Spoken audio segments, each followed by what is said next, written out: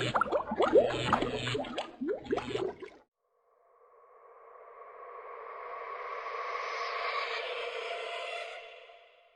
guys, Freaky Finance here.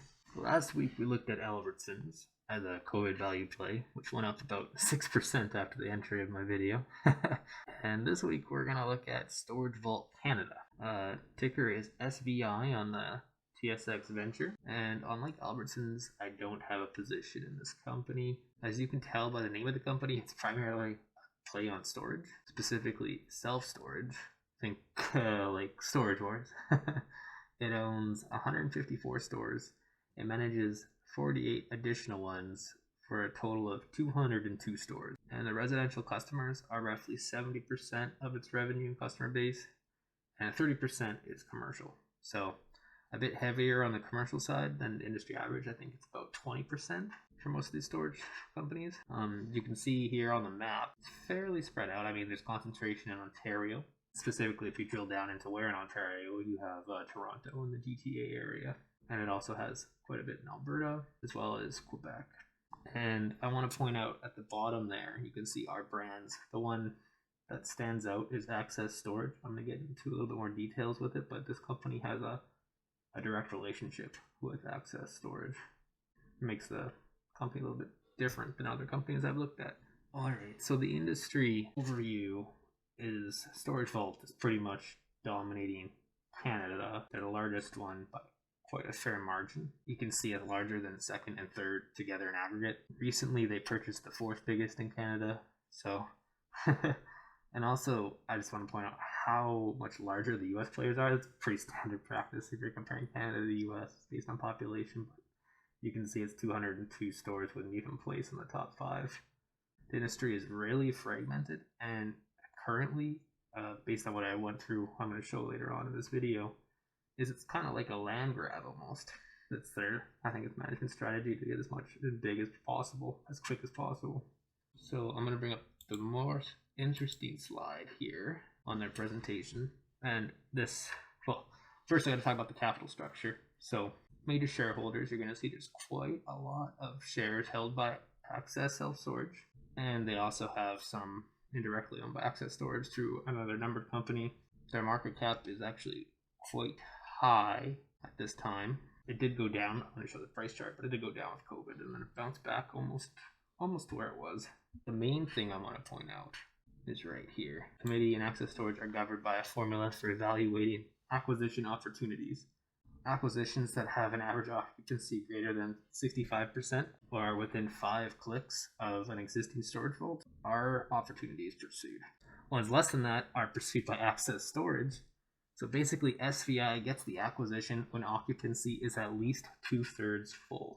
And that's pretty interesting. Basically, if the occupancy is good enough, SVI gets it, and if it's not, Access Storage gets it. So it's an interesting play.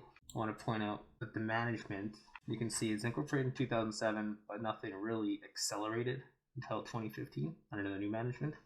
And the new management team, and they have steadily acquired companies. I was trying to go through the financials to see what the organic growth would have been, but I can't because it's literally every single year. And you can see just their volume of growth, like acquired 20 stores, acquired 42 stores, acquired 15 stores. And then they bought the fourth largest one in 2019. So it's just steady growth from acquisitions. So I couldn't pull out any organic growth, so I can't comment if they actually succeeded on that part.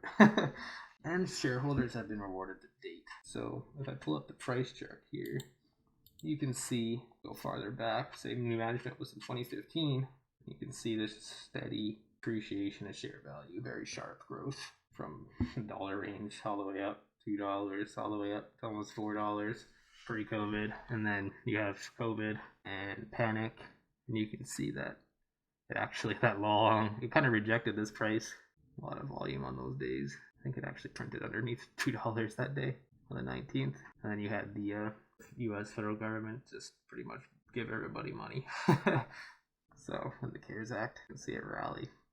Even though it's a Canadian play, it's very like correlations in Canada and the US. You can see it on almost every price chart. So anyway, you can see it at 320. So a far cry from where it was at the beginning of the growth.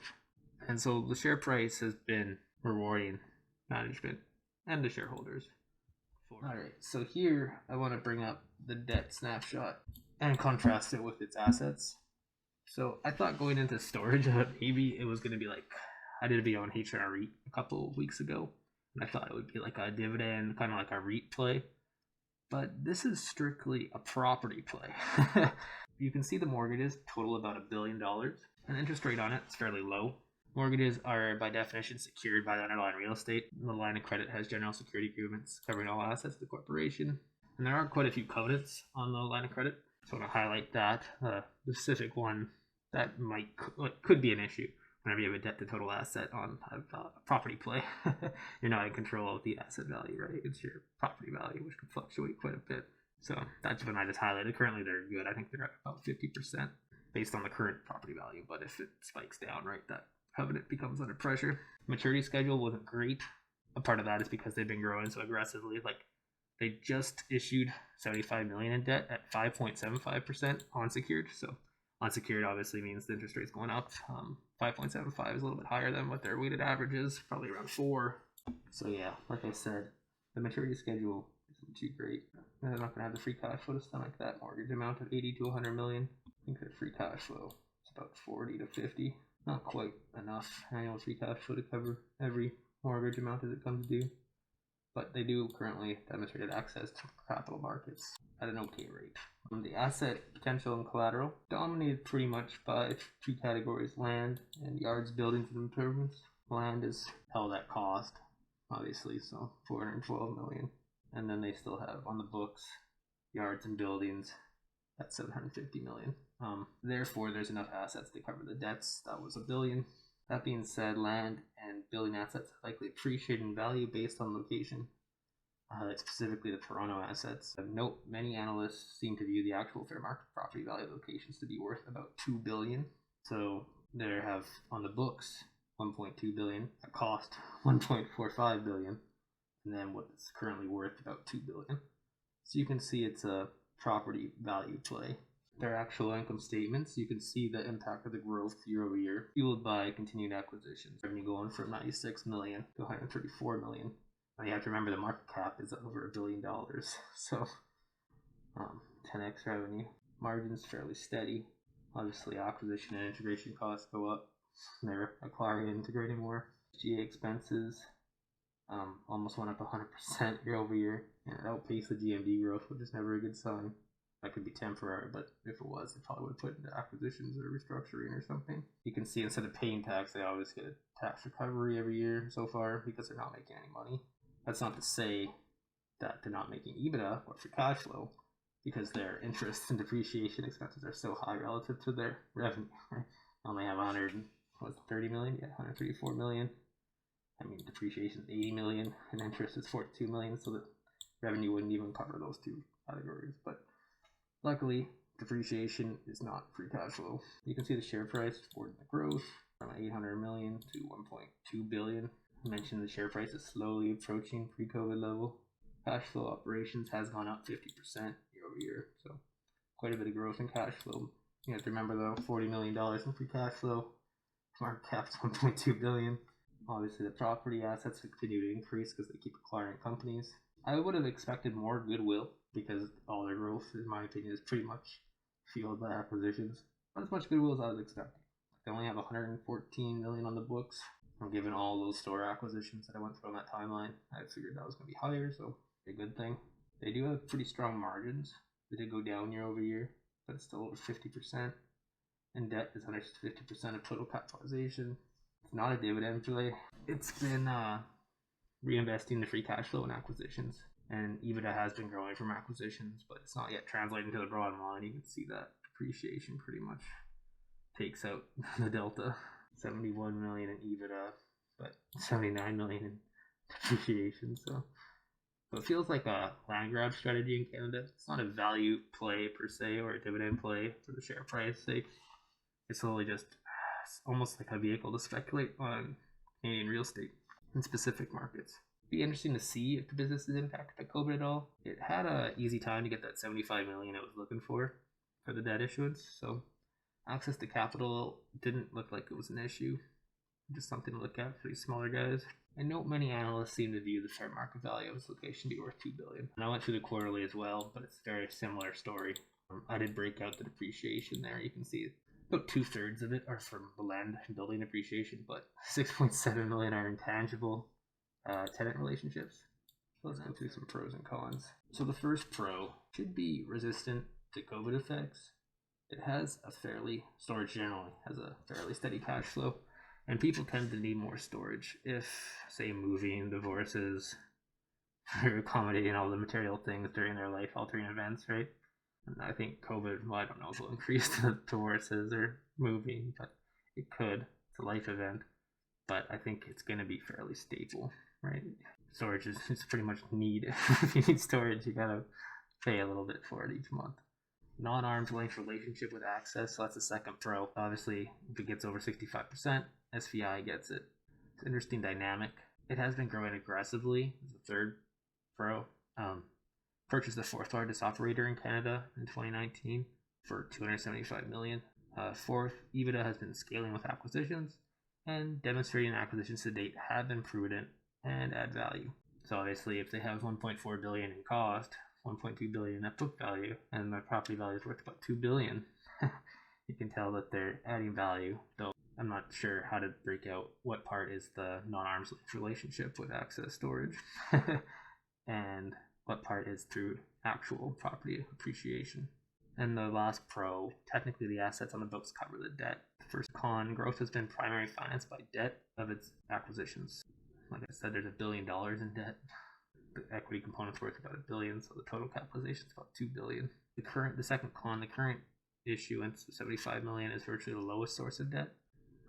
It's unsecured, so it's underneath the tier structure, subordinate to the line of credit and the other mortgages. The interest rate is 5.75%, which will increase the interest expense in the future period. So they're going to take some of the proceeds and pay off the line of credit. But the line of credit has a interest rate of like 3.8, and this interest rate is 5.75. So there is the third con. There's a rollover risk with the maturity schedule. Given underlying free cash flow has been about 30 to 40 million a year, and the maturity schedule demands about 80 to 100 million a year for each of the next 3 years. So they're going to have to, like I just mentioned, they're going to have to keep accessing the capital markets to finance the rollover one way or another. And the fourth con, it's not a value or a dividend play as of today's date, July 25th. Again, it's gone up quite a bit, reflecting the acquisitions as well as the underlying property appreciation. And the dividend is not even 1%. So this is not a dividend play or a value play, which is kind of interesting I thought it when going into this was going to be almost like a REIT, but it's not. So to conclude, the primary risk with SVI is relationship with the capital markets. Assuming they can just roll over that risk, probably won't have any liquidity issues. If it can roll over the debt and continue to revolve the credit facility, then debt shouldn't stand in the way of its continued aggressive growth plans. Many third-party analysts view the underlying assets, specifically the locations of the storage sites themselves, to be worth $2 billion. Ultimately, I'm not sure exactly how the $1.2 billion in asset acquisition costs between 2019 and now turned into $2 billion in portfolio value NAV with only $100 million goodwill on the books. I don't know how that kind of alchemy happened, unless the property either appreciated materially since the acquisition date, which is likely, and there is a large delta between what SVI has to pay for the asset versus what it's actually worth at that time. So it's supposed to be fair market value, right? They have their governance council, but it looks almost like it steals on some of these acquisitions, right? That's what it looks like, and they can hide that because the property value keeps appreciating. So it's an interesting dynamic there, and I can't break out one from the other. Perhaps this is the value of the disclosed non-arm's relationship with access storage, or at least there is a material disconnect between what the independent third party thinks it's worth at that time, the acquisition, versus what the analysts think it's worth now. So either time mismatch or just value mismatch from the start, and my money's on both. It's probably a combination of the two. The property keeps appreciating, as well as they're getting a steal at the acquisition time. If we agree the actual assets are worth at least $2 billion and not the $1.2 billion on the books, then buying into this company may make sense from that perspective, but you have to understand it's a property speculative value play. It's not a dividend play. It's strictly speculating on the property value of its underlying assets. As noted, the acquisition of Access Storage at 65% occupancy. So occupancy has likely increasing the value. Alternatively, many of the SVI positions are in GTA and Montreal, hotter property markets in that period from 2016 to now, pre-COVID anyway. So maybe there's a direct underlying value increase in the land location, and the market's trying to pick up on that. Right now, for me, I'm not going to buy into this. I'm interested to see how COVID plays out in the property values in GTA and Montreal. If I try to value based on the storage vault underlying operations, i.e. the 130 million it collects in operations and the say 80 million in EBITDA and the 40 million in cash flow that it currently issues out, it doesn't make sense for me to buy in when the company's already valued over $1.2 billion. So I'm gonna hold off for now and see how the property values respond to COVID in these areas. I'm a little worried about what happened in New York with everyone trying to get out to the suburbs. It happens in other places. I mean, Canada's a bit different than the States in that regard, but it's just uncertain, so I don't want to take that risk. But at least at this price range, like maybe I'll revisit this if it sells off into the 250 and 275 range. Like we did see a lot of buying in that 250 when it was spiking down during COVID, and it totally rejected the price when it got to $2. Obviously, $2 is too low at this time. I just feel like 320 is just not getting a good margin of safety on that idea. But I'm gonna add it to my watch list. Anyway, I'd love to hear your guys' thoughts on this fairly obscure Canadian storage play. It might be a candidate for US takeout, given just how much bigger the US players are. But yeah, that catalyst might be put on hold from COVID. And I hope you guys learned something new today. The storage industry itself should be pretty resilient to COVID, which is the first reason why I looked at the company. But this company at this price, it just feels like I'm speculating on the underlying locations instead of the underlying operations. But yeah, take care and have a great weekend.